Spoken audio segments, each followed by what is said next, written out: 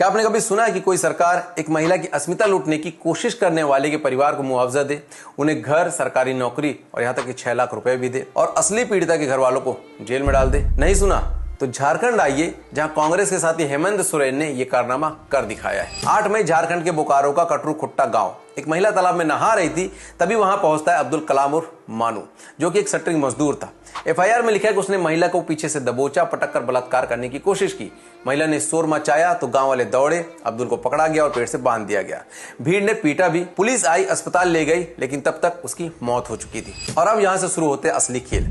अब्दुल का चाचा एफआईआर में कहता है कि उसका भतीजा मानसिक रूप से बीमार था। सरकार ने तुरंत कार्रवाई की, मॉब लिंचिंग का केस बना दिया गया और फिर जो शुरू हुआ वो सुनकर आप सन्न रह जाएंगे।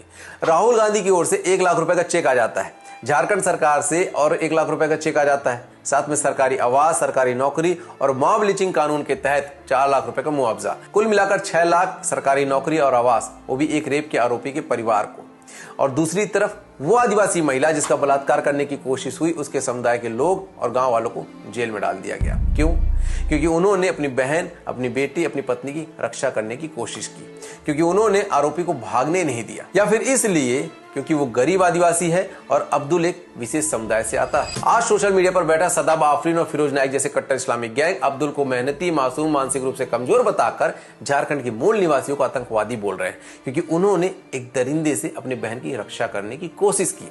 ये वही लोग हैं जो कभी मुर्शिदाबाद के शिव मंदिर में जाकर पेशाब करने वाले आरा शेख को मानसिक रूप से बीमार बता देते हैं, तो कभी रांची के मंदिर का ताला तोड़कर बजरंग बली की मूर्ति को खंडित करने वाले रजीम अहमद को बीमार बता देते हैं।